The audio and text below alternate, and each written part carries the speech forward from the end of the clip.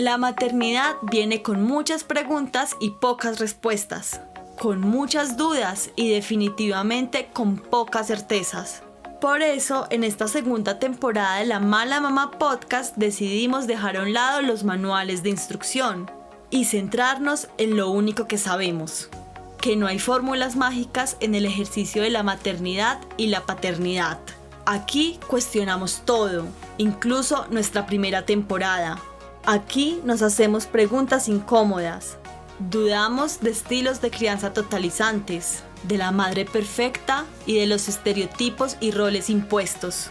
En esta temporada, las preguntas, el debate y la conversación colectiva serán los protagonistas. Quédense, hablemos y construyamos juntas muchas formas de maternar.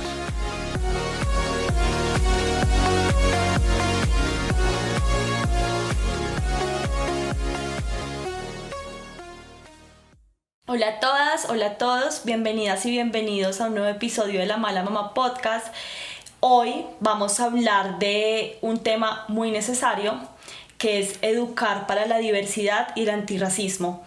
Por eso nuestra invitada hoy es hermosa, vamos a aprender mucho de ella y pues nada, antes de presentarla, saludo a Tati, la insumisa en Instagram, que es la coanfitriona de este podcast. Hola Tati. Hola Mafe, ¿cómo vas? Bien, Tati, ¿y tú? Bien, bueno, nuestra invitada es Andrea Sañudo. Andrea es feminista de las emputadas, es abogada y educadora, trabajó durante muchos años en territorio con niños, jóvenes y mujeres. También hace activismo en su cuenta de Instagram, que es Brown Sugar, muy amiga mía. Hola Andre, ¿cómo estás? Muy bien, y ustedes, gracias por invitarme. Estamos felices de que nos acompañes en este episodio, la verdad. Yo también estoy muy contenta de hablar de este tema. Muy felices, Andre, y gracias por estar aquí. Y bueno, queremos empezar por lo básico, y es que nos ayudes a definir el racismo, qué es racismo estructural y en qué se diferencia del racismo individual, y por qué es importante educar a niños que entiendan la importancia de la diversidad y bueno, que además sean antirracistas.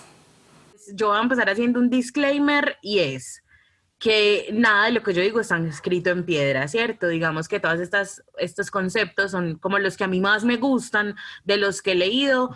Cuando hablamos de racismo estructural, estamos hablando de un conjunto de políticas públicas, de prácticas institucionales, estamos hablando de representación cultural y de normas que refuerzan y perpetúan y que casi que vuelven paisaje la discriminación racial, ¿cierto? Entonces, ¿cómo se caracteriza este sistema o esta estructura? Por la supremacía blanca y por el colonialismo. El racismo estructural se mueve en dinámicas de poder.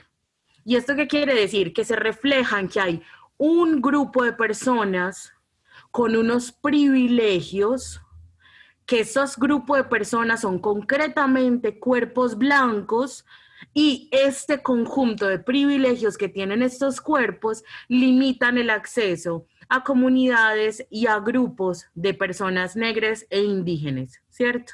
Entonces, digamos, eso es importante entenderlo porque es un grupo más grande, un compendio, es una estructura completa, un cuerpo de actitudes que se enmarca en la supremacía blanca y se expresa en leyes, en la historia, en cómo contamos la historia, en la cultura, en la política, en la economía, y básicamente hace parte de lo que teje las sociedades en general. Y esto no pasa solamente en América del Sur y el Caribe, ¿cierto? Sino que pasa en América del Norte, pasa en Europa, pasa en África. O sea, así se han tejido las sociedades en el mundo, ¿cierto? Sustentadas en estas dinámicas de poder. Entonces, entendiendo que esto es una estructura y que esa es la definición de racismo estructural, ahora podemos pasar a entender que las expresiones de esa estructura son racismo individual. ¿Esto qué quiere decir? Que el racismo individual se refiere a comportamientos que tienen los sujetos, a creencias, a prejuicios, a acciones que pueden ser conscientes o inconscientes de discriminación racial. Entonces, si el racismo es una estructura grande que se refleja en las normas, en las leyes, en la economía y en todos estos compendios de comportamientos y de culturas, el racismo es como la expresión individual de todas esas cosas. Un ejemplo, chistes racistas. Otro, la creencia de que hay razas superiores e inferiores.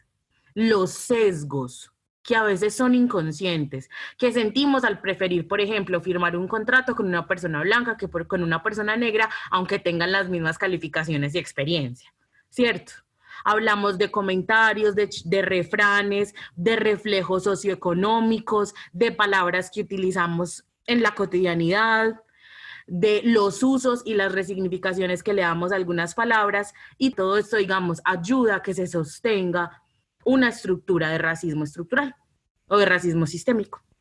Generalmente, sobre todo en países como Colombia o cuando hablamos del sur de América y el Caribe, nos hemos concentrado muchísimo en las expresiones de racismo individual. Es decir, cuando una persona hace comentarios racistas, cuando un senador dice que mandar plata para una zona de Colombia es perfumar un bollo, que esto es un comentario completamente racista.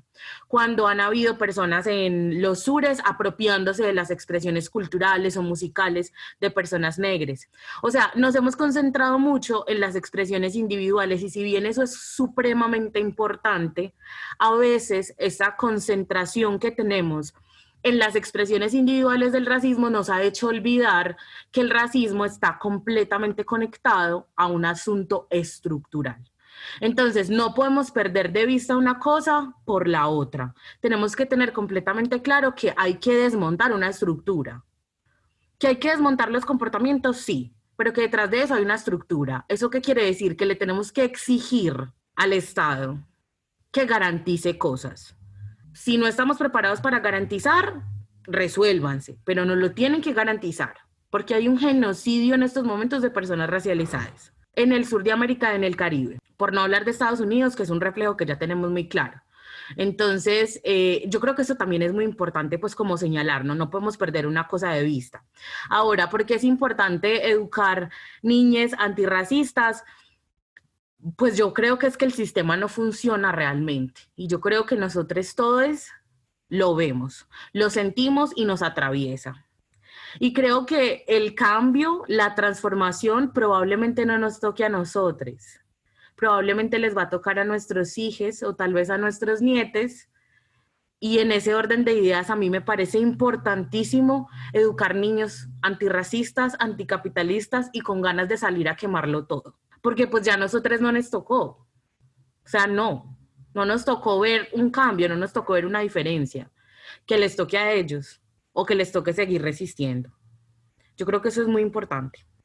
Bueno, también me parece como importante hablar de los adultos. Finalmente nosotros somos los que podemos promover o no el racismo.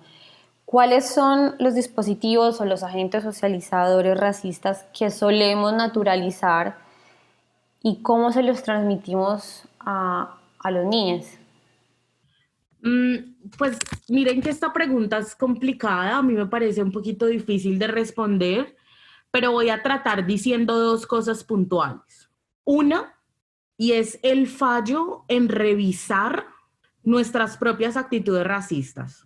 Eso es importantísimo, porque si como adultos que estamos educando o criando, no nos damos cuenta que con nuestra palabra todos los días, que con los chistes que hacemos, con los refranes que repetimos, con los imaginarios, no estamos haciendo conciencia de esas cosas todo el tiempo, se las estamos dejando ahí a los niños. ¿Y qué pasa? Las niñas están viendo y absorbiendo todo. Y a veces pasan cosas que les generan preguntas. Y a veces hacen estas preguntas a sus cuidadores y a veces no. Y cuando no hacen preguntas, completan la información con lo que ven. Entonces, cuando fallamos en revisarnos, lo que hacemos es seguir comportándonos de forma racista, de forma clasista, de forma patriarcal, y eso es lo que aprenden las niñas. Entonces, eso a mí me parece importantísimo. Yo no sé si esto será un agente socializador como tal, pero sí siento que es fundamental que cuando uno toma la decisión de tener bebés, de comprometerse con la crianza o con el proceso educativo, porque pues yo no soy mamá, pero fui educadora, y cuando uno tiene esa responsabilidad y ese compromiso, necesita empezar a revisarse. Y eso no quiere, y no solamente en el racismo, o sea, el sexismo, la gordofobia, el clasismo, todas esas cosas. Y lo segundo, que siento que es casi que esencial para transmitir o naturalizar comportamientos racistas, es guardar silencio. En estos días estaba leyendo un post en Instagram muy teso, porque resulta que habían una niña hindú, o sea, una niña racializada, jugando en un parque con varias niñas, ¿cierto? Varias niñas blancas y algo, y es este tema.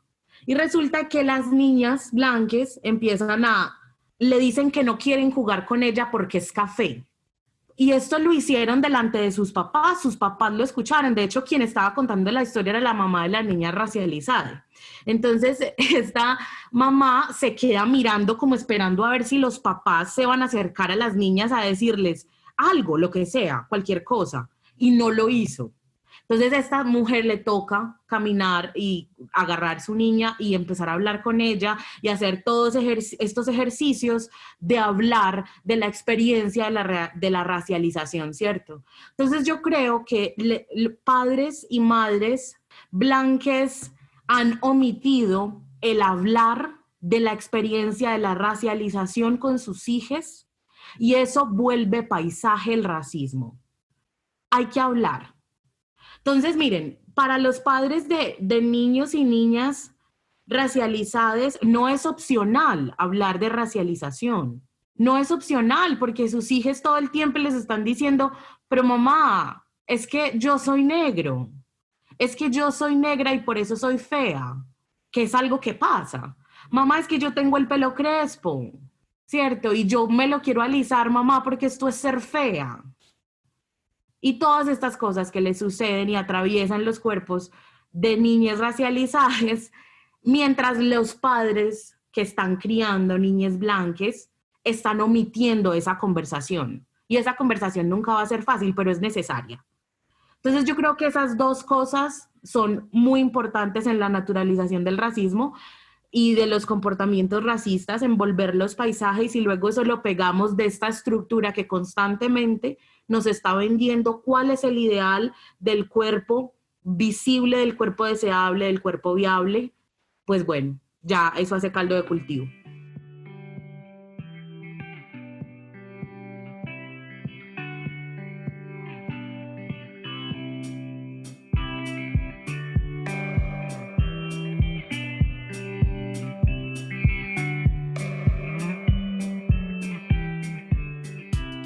André, y bueno, ya que estamos hablando de la educación y mencionaste los juegos, es que los muñecos y todo esto, ¿qué juegos y juguetes podrían considerarse racistas? Y también poner el ejemplo de los disfraces de personas racializadas. O sea, yo estuve pensando mucho en ese tema y cuando chiquita, a mí muchas veces me disfrazaron de india.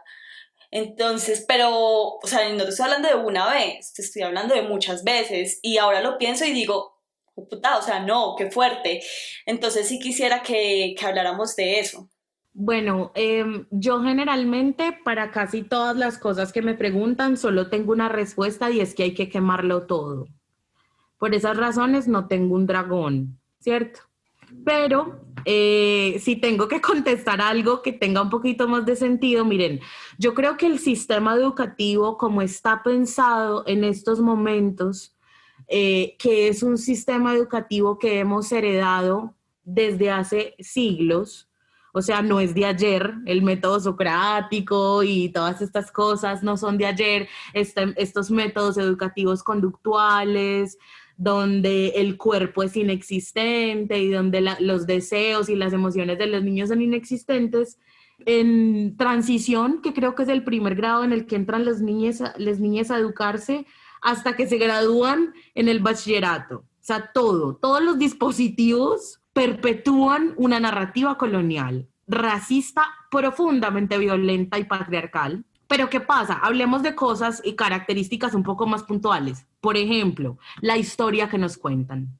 Nosotros aprendemos desde que estamos en el preescolar, la historia colonial y la herencia violenta de la forma más normal, como si fuese necesario incluso. A uno le leen cuentos de colonización, le leen cuentos violentos, patriarcales y racistas desde que una está pequeñita. A todas nos han leído cuentos de hadas y no hay cosa más violenta, más racista, más patriarcal que los cuentos de hadas, ¿cierto? Entonces, la historia que nos cuentan a mí me parece fundamental y hay un detalle del cual quiero hacer hincapié y es la idea del mestizaje. Yo en todos los espacios educativos que he compartido algunos con Tati, yo siempre hablo de la idea del mestizaje, de cómo el mestizaje es un mensaje que tenemos casi que tatuado. A uno le hablan de mestizaje como si eso estuviese escrito en piedra, y hay mujeres que yo he conocido en espacios feministas que me dicen, es que yo soy mestiza, como si eso fuese una idea que fuese nuestra, que nos perteneciera, cuando el mestizaje es una idea casteísta. Y con esto quiero decir a una clasificación que hicieron los colonos cuando llegaron aquí, y la hicieron porque se dedicaron a violentar sexualmente mujeres, y en esa medida los colores y los rasgos fenotípicos de los bebés que estaban naciendo en las Américas eran distintos, y en esa medida clasificaron a las personas y les pusieron a unos nombres diferentes, y a una le pusieron samba, y a otra morena, y a otra mestiza, y así, entre más blanco fuese usted y entre más parecido al colono europeo, más privilegio tenía. Y esta es una idea que nosotros tenemos grabada con una sensación de verdad que es incluso asustadora. Yo creo que asusta, da miedo, y eso lo aprenden las niñas en segundo de primaria. Claro, ese día las niñas llegan a la casa y le dicen a la mamá, mamá, es que yo soy morena, mira, porque yo soy más clarita que mi hermanito. Tin, primera idea racista en la cabeza. Y si esa mamá además lo deja pasar y no se voltea y le dice a la niña, le hace una pregunta, mira, mi amor, ¿de dónde sacaste eso? ¿Quién te lo dijo? Y vos qué pensás, cómo te sentís con respecto a tu hermanita, por ejemplo. Ya tenemos un pensamiento grabado en la memoria y unas emociones grabadas en la memoria que va a ser muy difícil desmontar en el futuro. Entonces, bueno, esa es otra idea de la cual yo quería hablar y hacer hincapié. La ausencia del cuerpo, que siento que está muy presente en el sistema educativo, me parece muy importante, porque los niños pierden la sensación de realidad de su propia corporalidad. Empiezan a entenderse extensiones de sus padres, por ejemplo. Entonces, claro, si esos padres tienen rasgos fenotípicos más europeos o no los tienen, ahí empiezan a formar sus ideas de identidad y de cómo se entienden y se ven en el mundo. Entonces, por ejemplo, eso es muy importante. Si tuviésemos espacios dentro del sistema educativo donde los niños pudiesen vivenciar su corporalidad, entenderla diversa, distinta, y decirles eso es válido, eso está bien, es hermoso, es bonito, sería muy distinto. Hay otra cosa que me parece importante, y es que hay una falta de reconocimiento de las comunidades negras e indígenas que están dentro de los sistemas educativos, dentro de la escuela. Entonces, claro, uno tiene este grupito de niñas negras que solo están junticos entre ellos, que entre ellos han construido sus dispositivos de socialización, se ríen, hacen chistes, y eso nunca se integra a la población escolar, de ninguna forma.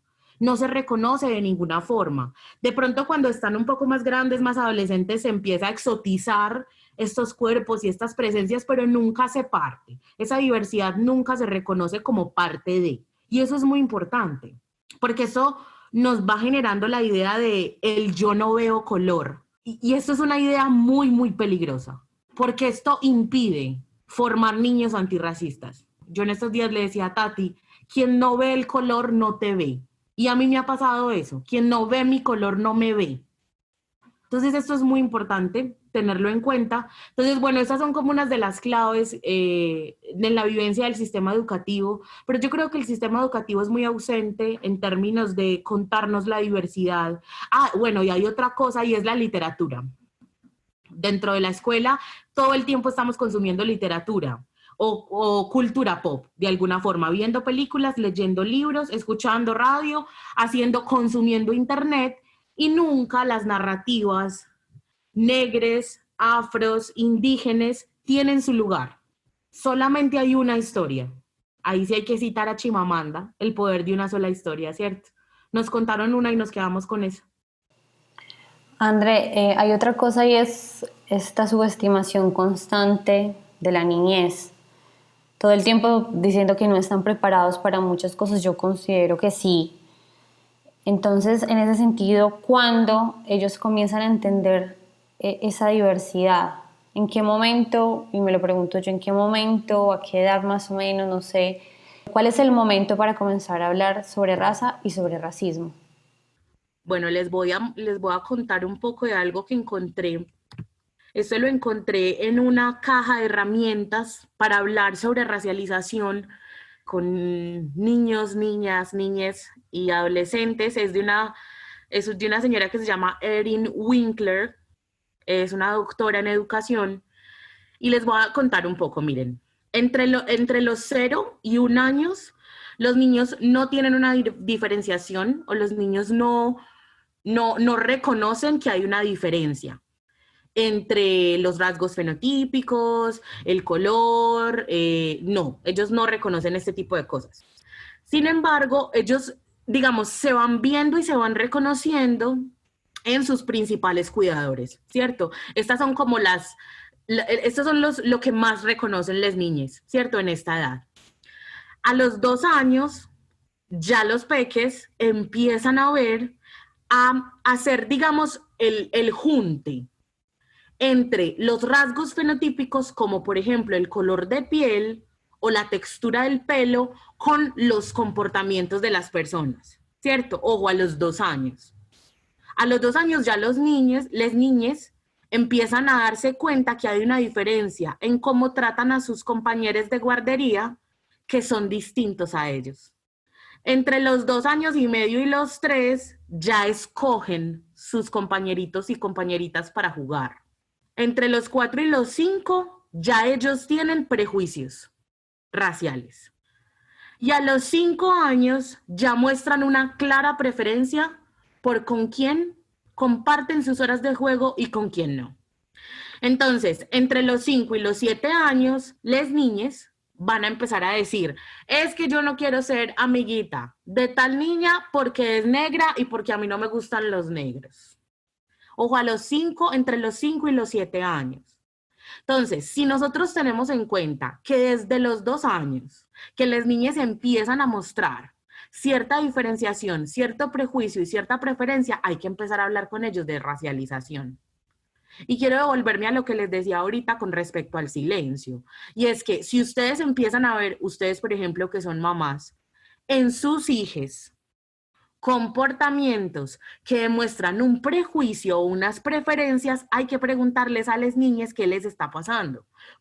No en ánimo de confrontación, porque uno no tiene una confrontación con un bebé de 2 años, pero le preguntas y juegas con él, ¿cierto? Le pones juguetes diferentes, con rasgos distintos, le cuentas cuentos distintos y empiezas a leer esas reacciones, ¿cierto? Entonces, eso es muy importante porque una vez lo sabemos, ya podemos empezar a entender que desde que vos tenés un bebé de 2 años, de 3, de 4, hay que tener conversaciones sobre racialización y en esos momentos empieza la educación, la pedagogía antirracista. André, y bueno, ya que estamos hablando de la educación y mencionaste los juegos, ¿qué juegos y juguetes podrían considerarse racistas? Y también poner el ejemplo de los disfraces de personas racializadas. O sea, yo estuve pensando mucho en ese tema y cuando chiquita, a mí muchas veces me disfrazaron de india. Entonces, pero, o sea, no te estoy hablando de una vez, te estoy hablando de muchas veces. Y ahora lo pienso y digo, puta, o sea, no, qué fuerte. Entonces sí quisiera que habláramos de eso. Pues a ver, yo estaba pensando en juegos.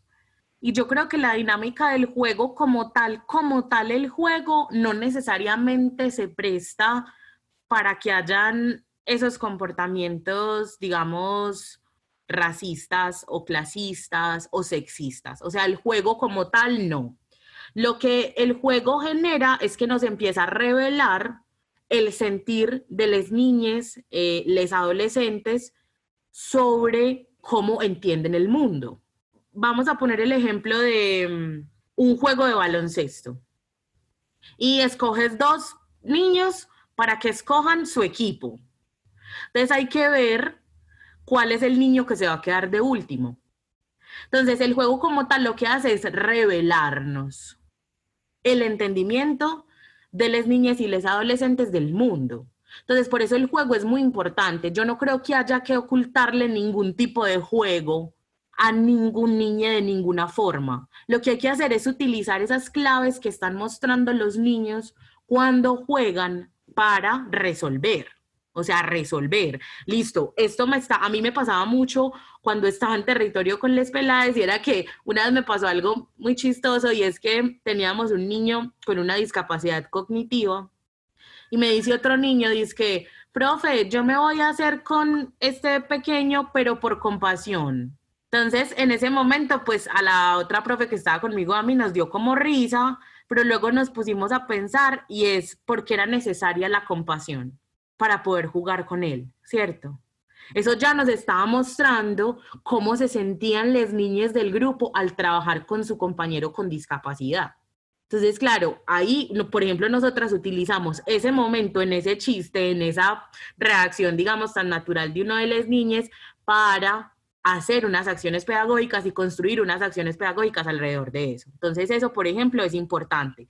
¿Qué sí voy a decir? Por favor, mamás que están escuchando, educadores, educadoras, papás, no disfracen a sus hijos de la identidad de otro. O sea, eso no está bien, eso no es lindo, no es bonito, es profundamente ofensivo, y las niñas se acostumbran a que eso es normal, a que eso es paisaje, a que se pueden levantar un día y llenarse, no sé, ponerse un penacho, irse para una fiesta. Y es como, hije, no, eso no está bien. Ya Natalia París lo hizo, paremos acá, por favor. O sea, es un poco, pongámosle, o sea, no, ni de indígenas, ni de negres, ni de es que es Pocahontas, no, ya hemos establecido que Pocahontas tiene una historia completamente violenta y racista, y nadie quiere que sus hijos se vistan de eso. O sea, yo sí creo, y creo que cuando las niñas te dicen, mamá, pero es que yo me quiero vestir de, uno se tiene que sentar y explicarle con amor, paciencia, porque las niñas entienden, ¿cierto? Entonces, y eso me parece muy importante, no subestimar la inteligencia, la empatía, la compasión que pueden llegar a sentir las niñas. Entonces, yo creo que eso sí es muy importante. Pero antes me parece que el juego nos pueden servir de oportunidades educativas y pedagógicas, que sí quiero agregar, y es que las niñas deben tener muñecas, muñecos, cuentos, o sea, de diversidad, de todo. Es que mi mamá me compró una Barbie negra y a mí esa Barbie negra no me gusta. ¿Por qué, mi amor? Una oportunidad para hablar de racialización inmediatamente. Entonces, cómprenles juguetes a sus hijos de todas formas, colores, de todo. Cómprenles de todo. Muñecas gordas, muñecas delgadas, muñecas grandes, pequeñas, indígenas, negres, que ellos vean esa diversidad. Cuando la ven en los juguetes, en los colores, para ellos es más fácil. Y otra cosa que de pronto podemos empezar a eliminar del lenguaje es el color piel.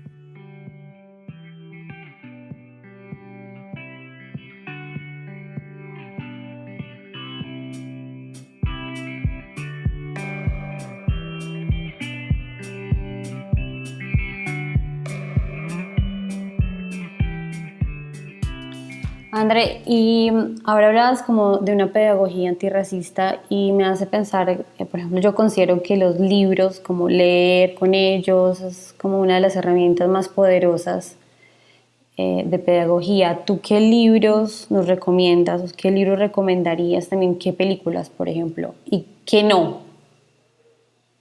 Mira, voy a empezar por la parte que no, y eso lo he pensado mucho, sobre todo en estos días, hablar de la educación antirracista. Yo la verdad no creo que haya que dejar de mostrarles a las niñas nada. Y lo creo así porque creo que cuando ven esas cosas, eso nos da oportunidades para conversar y para hablar. Yo no sé si ustedes se vieron Zootopia. que es esta Sí. peli de los animales, que es una conejita, Sí, me a la mí me vi. parece genial, es súper buena. Sí, sí, sí. Entonces, esa es una gran película para hablar de racismo, gran. No, no como tal de racismo, con la palabra racismo, por ejemplo, sobre todo cuando están muy pequeñas, pero es una gran película para hablar sobre discriminación. Yo lo que siento es que lo que hay que hacer y que tal vez muchos padres y madres no tienen el tiempo o en muchos casos, ojalá no, pero en muchos casos sucede que no está a la disposición. Y es que a las niñas no hay que dejarles consumir cosas solos. No, es como yo me siento a ver una película contigo y después hablamos de la película. ¿Qué sentiste? ¿Qué pensaste? Porque es que cuando ellos consumen toda esta información solos, se les vuelve paisaje. Una vez me pasó que estaba en el barrio y los niños empezaban, yo tenía un grupo de adolescentes, ya estaban pues grandecitos, como entre los 14 y los 17 años, y empiezan, es que queremos ver una peli, una peli, una peli, una peli, y yo listo, ¿qué peli? Y va y pone, es que profe, yo la pongo, entonces pusieron en Netflix La Purga. Parce, es la cosa más atroz que ha existido, o sea, es horrible, es una película horrible. Y entonces yo no aguanté y duró como 40 minutos, como media hora, y yo la paré y me senté a hablar con los pelados. Y hablamos un montón, porque es una película con unas imágenes completamente violentas y no porque, juepucha, no porque la violencia no esté al alcance de los pelados, es que ahora es muy difícil impedirles consumir cosas, ¿cierto? Es porque la ven sin ningún tipo de análisis. Y yo les decía, chicos, chicas, ustedes viven en un territorio donde se ha tenido que sobrevivir a la violencia. Una película como esta no nos puede dar risa, nos tendría que indignar profundamente, ¿cierto? Y bueno, digamos que el conversatorio termina y yo termino en unas reflexiones súper chéveres, pero entonces, claro, es como, yo no creo que haya que prohibirles eso. O sea, en ese momento es porque la película me parece muy horrible y yo no era capaz, pero me senté a hablar con les pelades. Ahora, ¿qué creo? Que hay que comprarles libros escritos por personas, ojalá mujeres en su mayoría, porque hay muchas mujeres increíbles escribiendo literatura para infantil, gente negra que escriba, gente indígena que escriba, y hay que mostrarles que los personajes de los cuentos son niños y niñas negres, niños y niñas indígenas. Por ejemplo, les quiero recomendar muchísimo a una escritora colombiana de literatura infantil que se llama Mari Grueso Romero. Ella es maravillosa, maravillosa, tiene cuentos como Muñeca Negra, La Niña en el Espejo, ay no, Negra Soy, por ejemplo. Esos cuentos son necesarios en todas las bibliotecas de todos los niños. Porque claro, eso es muy importante, ellos tienen que ver esa variedad de personajes. Hay otra escritora que me gusta mucho, Yolanda Arroyo Pizarro, ella tiene un cuento que se llama Pelo Bueno, que es maravilloso sobre el pelo afro. Mari Grueso Romero tiene, por ejemplo, una antología de literatura infantil que se llama Del baúl a la escuela. Hay otro libro que se llama Letras al carbón de Irene Vasco. Hay una antología de literatura de juegos y de relatos de comunidades afrocolombianas que se llama Una morena en la ronda. Y entonces hay como varios libros, en inglés hay mucho material, mucho material que podrían siquiera ponerles a sus hijas a disposición para que vean otras cosas. Hay otro cuento que a mí me encanta, voy a buscar la autora en este preciso instante, se llama Niña Bonita, y es un cuento que me gusta mucho, y me gustaría mucho que se lo leyeran a sus hijas. Bueno, no tengo la autora acá a la mano, pero se llama Niña Bonita. Es un cuento maravilloso y tiene un poco que ver con, no solo con la diversidad, sino también con la autoestima. Entonces es un cuento divino. Y bueno, hay como varias cosas, pero les recomiendo mucho por ahora a Mari Grueso Romero, afrocolombiana, a Yolanda Arroyo, bueno, Oscar Pantoja, que tiene un cuento precioso que se llama Tumaco. Ana María Arango también tiene una antología del Pacífico colombiano, se llama Cocorobe, Cantos y Arrullos. Es muy lindo, hay una edición de romances del Chocó, que son juegos infantiles, son sobre la infancia, rondas y arrullos. Es una edición de la Universidad de Antioquia, entonces se consigue en la universidad, es precioso, es muy lindo. Entonces yo creo que esto es muy importante y les aconsejo mucho a los papás y las mamás que están escuchando que les lleven toda la diversidad posible a las bibliotecas de sus hijos. Genial. Aquí busqué Niña Bonita y la autora es Ana María Machado. Ay, Está súper. bien, genial. Y Gracias. está en YouTube Anoté para todo. que se lo pongan a los bebés. Sí, sí, acá lo vi. Sí, yo también anoté todas. Gracias, André, por esas referencias. André, y bueno, además de acercar a los niños a la diversidad, al antirracismo, ¿qué otros temas te parecen fundamentales en la educación? Bueno, hay una cosa que está muy ligada a hablar de antirracismo y es que a veces cuando uno empieza a hablar sobre todo de temas que tienen que ver con la discriminación, a los niños les da mucha rabia, a muchos, y les parece muy injusto. Yo no sé si a Tati, sobre todo que su hija está un poquito más grande, le pasa que todo le parece injusto, que todo le parece muy injusto, es que esto no es justo conmigo, mamá. Es el peor día de mi vida. Total, la noción de la justicia para los niños es súper importante. Entonces, miren, hay una cosa muy importante que está ligada a esta noción de la justicia y es que la justicia nos puede servir como una herramienta para hablar, enseñar antirracismo y anticapitalismo y es hablarles de que sí eso está pasando, sí eso es muy injusto y muy doloroso, pero que el cambio es posible. Entonces, muchas veces cuando estamos en estos procesos educativos, se nos olvida decirles a los pelados que hay una posibilidad de transformar las cosas y que por eso uno está haciendo esos esfuerzos de educar y de pedagogizar la resistencia, el antirracismo, el anticapitalismo, la decolonialización, la despatriarcalización. Por eso uno hace esas cosas, porque las cosas pueden cambiar. Entonces yo creo que es un llamado a buscar que esas estrategias educativas y pedagógicas para hablar de racismo estructural, de sexismo, de patriarcado con nuestros hijos estén pegados de la posibilidad del cambio. Porque si no, vamos a frustrar a estos pelados. Se van a volver pelados que solo van a decir, es que todo es muy injusto, mamá, y no hay nada por hacer.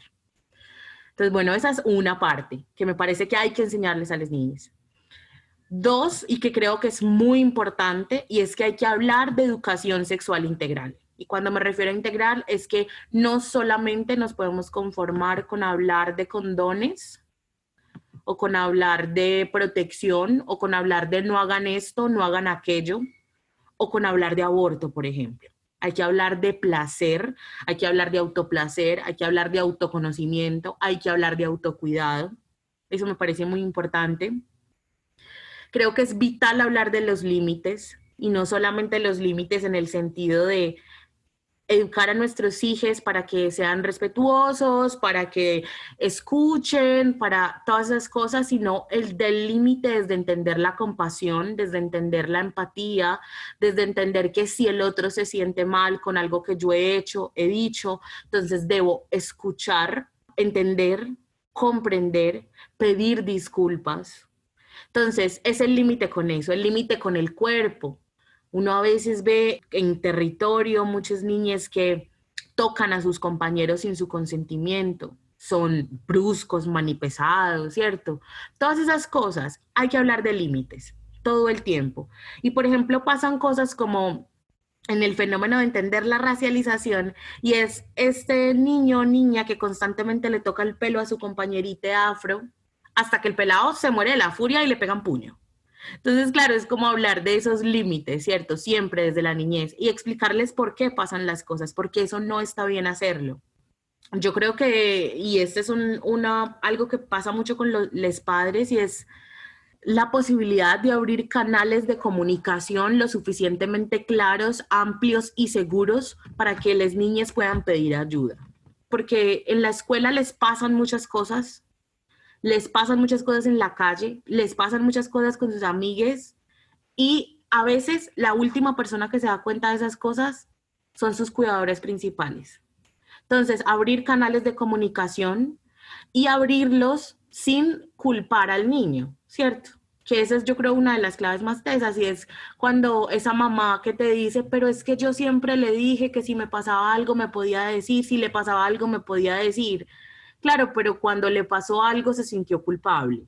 Entonces, tratar de abrir canales de comunicación responsables y no culpables. Eso es muy importante.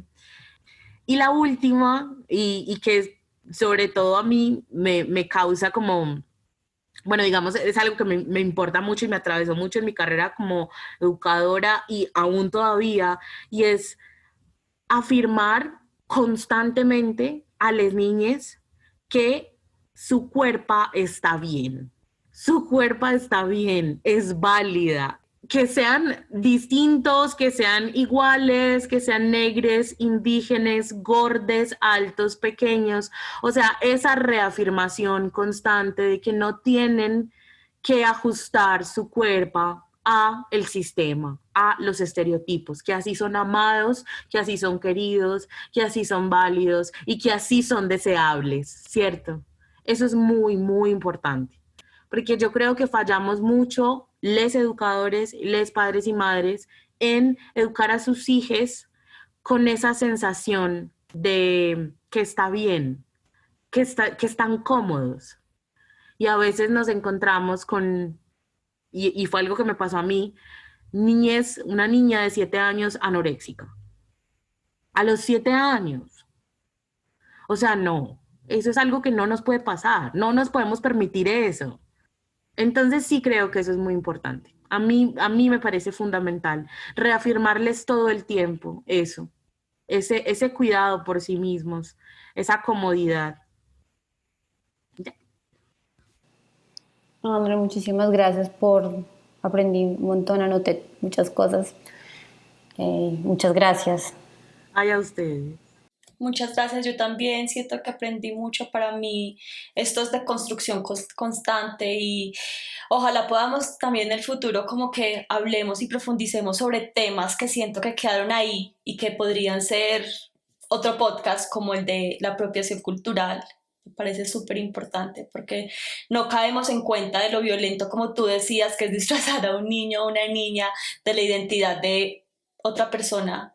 Sí, es dolorosísimo, o sea, a mí eso me ha cuestionado mucho porque no fui consciente de eso y apenas lo estoy siendo. También es doloroso para una darse cuenta, ¿no? Y otro tema que también me gustaría que habláramos en otro podcast, y Tati, es el de, tú hablabas de que si no ven tu color, no te ven.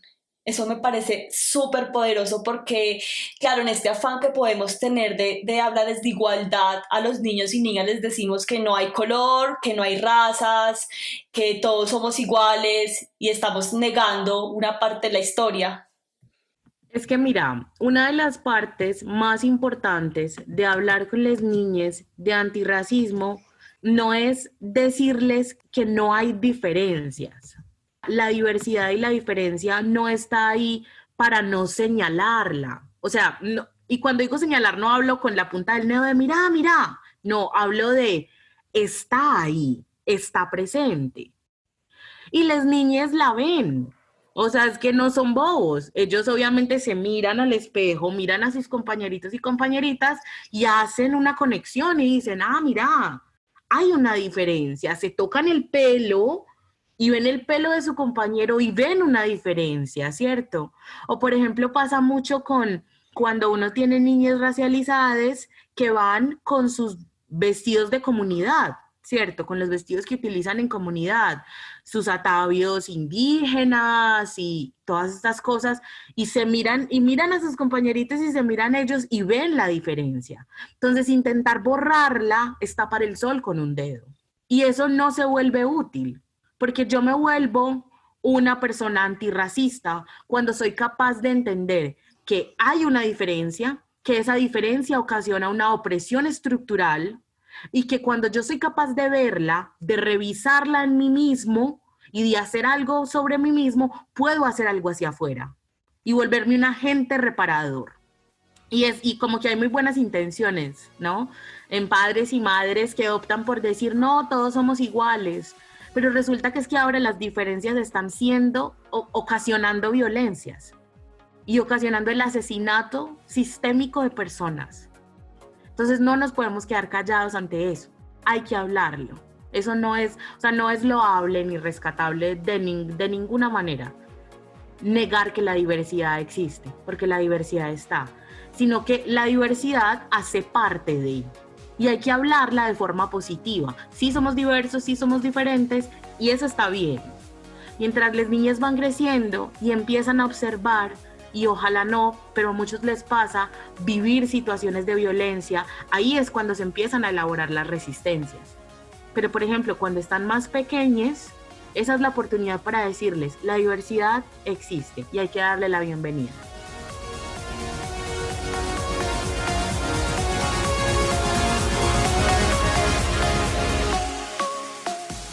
Este episodio fue producido por María Fernanda Cardona y Tatiana Duque y editado por Federico Serna.